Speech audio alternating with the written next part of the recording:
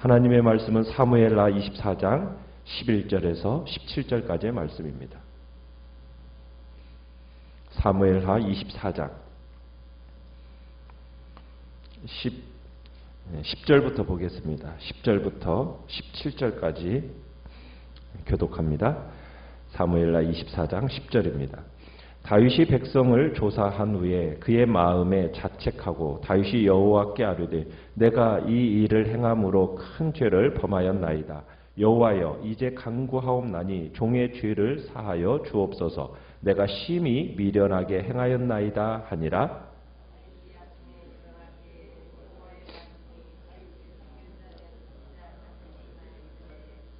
가서 다윗에게 말하기를 여호와께서 이와 같이 말씀하시기를 내가 네게 세 가지를 보이노니 너를 위하여 너는 그 중에서 하나를 택하라. 내가 그것을 네게 행하리라 하셨다 하라 하시니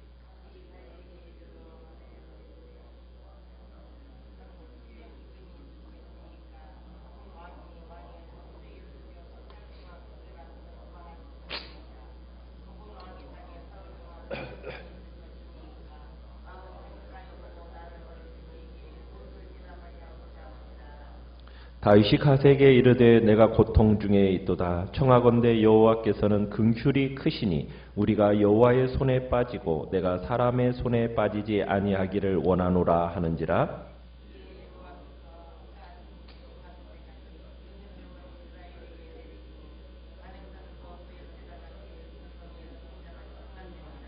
천사가 예루살렘을 향하여 그의 손을 들어 멸하려 하더니 여호와께서 이 재앙 내리심을 뉘우치사 백성을 멸하는 천사에게 이르시되 족하다. 이제는 내 손을 거두라 하시니 여호와의 사자가 여부수 사람 아라우나의 타작마당 곁에 있는지라. 다윗이 백성을 치는 천사를 보고 곧 여호와께 아뢰어 이르되 나는 범죄하였고 악을 행하였거니와 이 양무리는 무엇을 행하였나이까? 청하건대 주의 손으로 나와 내 아버지의 집을 치소서 하니라. 아멘. 오늘 말씀의 제목은 나와 내 아비의 집을 치소서라는 제목으로 말씀을 나눕니다. 죄라는 것은 어떤 행동 이전에 마음과 생각의 동기, 목적, 그리고 의도에서 시작이 되는 겁니다. 겉으로 드러나는 행동 자체로 보면 별 하자가 없는 것 같아 보여도 그 마음 중심의 동기가 잘못되어 있으면 분명히 죄악이라는 얘기입니다. 오늘 우리가 보게 되는 지금 이 다윗 인구 조사는 이미 다윗의 마음속에 잘못된 동기를 품고 있었던 겁니다. 다윗이 사단에 의해서 그 마음이 충동이 되어져서 인구 조사를 실시했던 거죠. 그러고 나서 이제 무엇이 계기가 되었는지는 알 수 없지만 오늘 10절에 보면은 다윗은 자신의 그 교만과 비뚤어진 그 가치관을 깨닫게 됩니다. 다윗이 과거에 밧세바 사건에 고백했던 것과 거의 동일하게 그렇게 얘기를 하고 있습니다. 내가 이 일을 행함으로 큰 죄를 범하였나이다 하면서 하나님 앞에 그 죄의 고백과 함께 용서를 구합니다. 어떻게 보면은 다윗은 이스라엘의 왕으로서 하나님과 백성들 사이에서 어떤 위치에 있어야 하는가 이것을 잠시 망각했다는 것을 깨달은 겁니다. 자신이 마치 하나님과 동등된 존재인 것처럼 착각에 빠졌던 것을 회개하고 있는 거죠. 그러면서 여호와여 이제 간구하옵나니 종의 죄를 사하여 주옵소서. 내가 심히 미련하게 행하였나이다.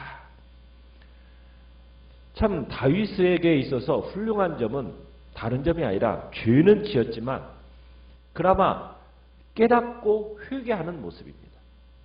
이 모습이 다윗에게 있어서 매우 아름다운 모습이에요.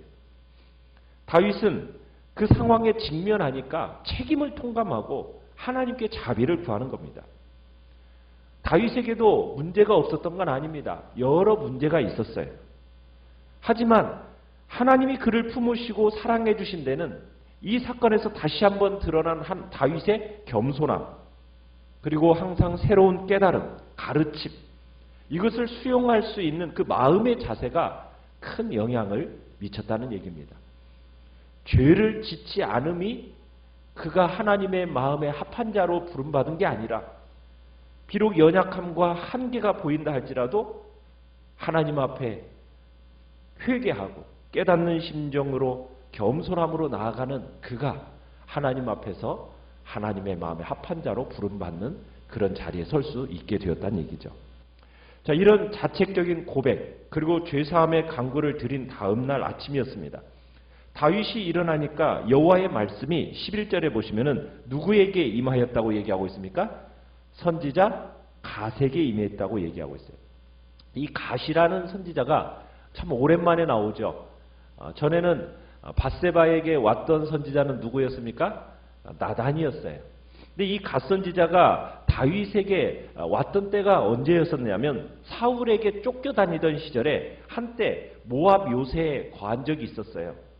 그때 그곳을 떠나서 유대 광야로 돌아가라 이렇게 하나님의 명령을 전해줬던 이 선지자가 바로 이 갓 선지자입니다. 그러니까 다윗과 오래전부터 알았던 옛 친구인 거죠. 그 친구가 찾아온 겁니다. 아마도 이 사건에서 문제가 되고 있는 다윗의 마음의 자세를 교정시키기 위한 하나님께서 방편으로서 이 갓 선지자를 보냈던 것 같아요. 다윗이 오랜 통치를 통해서 참 사울에게 쫓겼던 그 무명의 시절에 지녔던 그 마음의 순수성을 잃어가고 있었던 겁니다. 그러니까 이 사건도 다윗이 통치자로서 자신의 위상을 높이기 위해서 시작되었던 것이 바로 인구조사였기 때문에 하나님은 다윗으로 하여금 자신의 가장 비참한 생활을 할 때 그를 찾아가서 그분의 뜻을 전해줬던 이 선지자의 갓을 보내셔서 옛날 네가 하나님 여호와만을 왕으로 주권자로 의지하며 살아갔던 그 시대의 마음을 되찾아라 이런 권면을 하시려고 갓을 보내셨던 것 같아요. 그러니까 첫사랑을 회복해내라는 어떤 상징적인 의미가 담겨 있는 것이 선지자 갓을 보냈다라는 이 내용 속에 들어있는 것 같습니다. 자, 인구조사를 이 한 다윗과 이스라엘을 하나님은 어떻게 심판하고자 하셨습니까? 갓은 다윗에게 하나님의 진노가 세 가지 형태 중 하나의 심판으로 나타날 텐데 그중 하나를 고르라고 얘기합니다.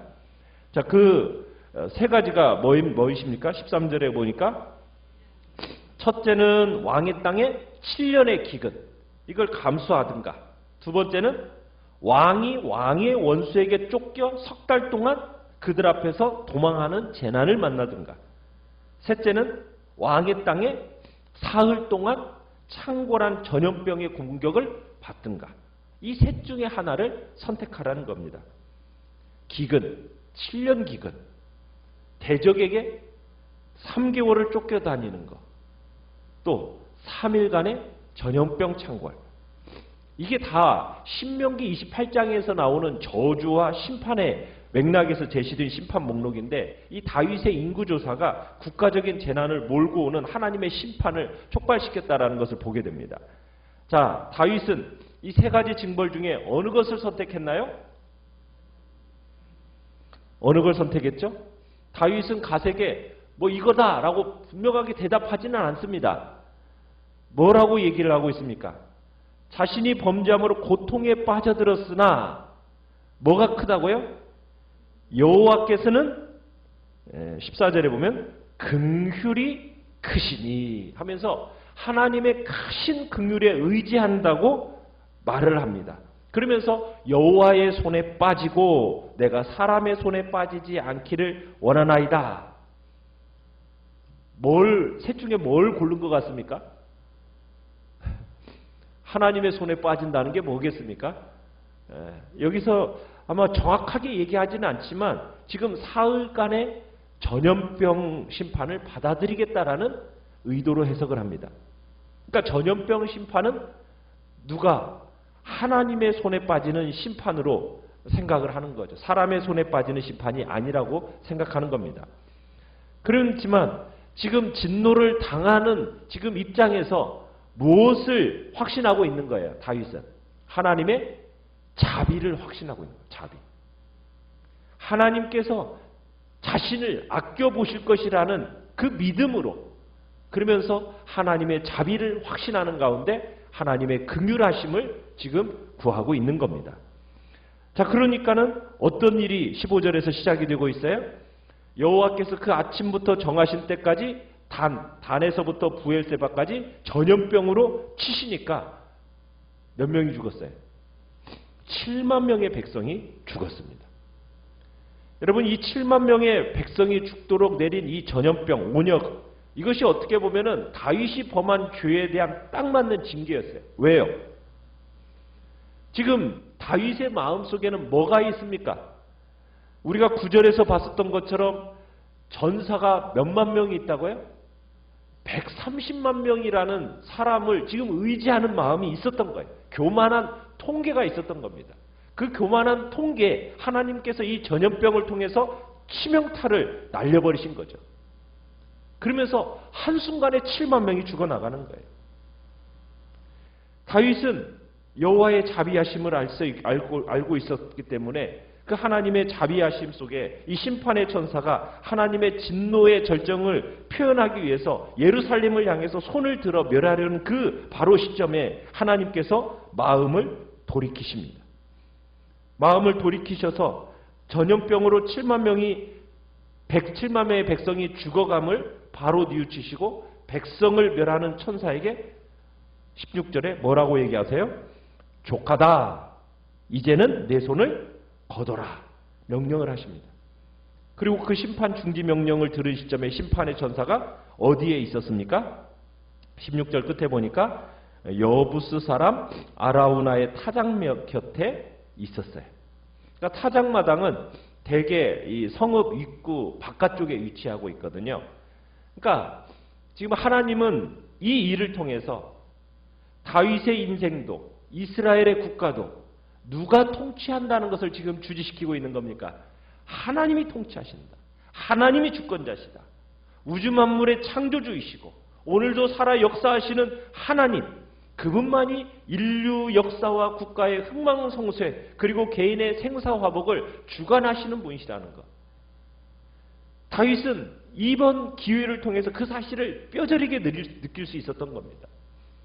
다윗은 자신의 왕권이, 군사력이, 백성의 수가 이게 자기를 지켜주는 재산이 아니라는 것을 알게 된 거예요. 그것은 착각이었다라는 거죠. 그걸 명백하게 밝히시는 겁니다. 그러면서 철저하게 지금 회개하게 만드는 겁니다. 인간이 소유하고 있는 것. 여러분, 그 모든 것이 누구에게로부터 온 겁니까? 하나님께로부터 온 거예요. 그게 아무리 대단해 보여도요, 하나님 앞에는 아무것도 아니에요. 이 숫자라는 것, 그것이 우리에게 우리를 의지할 만한 것이 안 된다는 겁니다. 하나님이 한번 손 대시고면 여러분 걷어가시면 당장에 헛된 일이 되는 거예요. 그러니까 우리는 자랑할 게 없습니다. 내게 주어진 왕권, 군사력, 재산 이거 자랑할 게 아니라는 거예요. 하나님이 딱 손 한번 대시면은 3일 만에 그냥 그 많던 숫자 7만 명이 순식간에 죽어나가 버리는 거예요.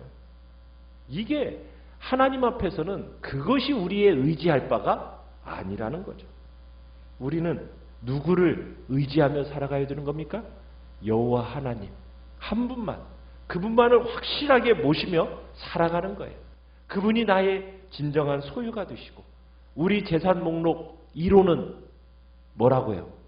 여호와 하나님이라는 것을, 그분 한 분뿐이라는 것을 우리가 주님 앞에서 다시 한번 확신하면서 그분만을 신뢰하고 나아가는 것이 우리의 마음이 되어야 됨을 보여주고 있는 것입니다.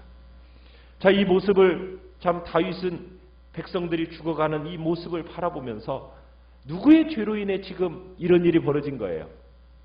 다윗 자신의 죄로 인해서 이런 일이 벌어진 거예요. 그러니까 자신의 책임감, 비참한 심정으로 이 책임감을 느끼면서 이 백성들이 사흘간의 온역으로 7만 명이나 되는 백성들이 죽어가는 걸 목격하면서 다윗의 마음이 지금 찢어질 대로 찢어집니다.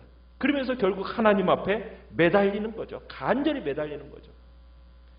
다윗이 지금 백성을 치는 그 천사를 보고 여호와께 다시 그 죄를 고백하면서 죄 없는 백성들을 용서해달라고 요청을 합니다.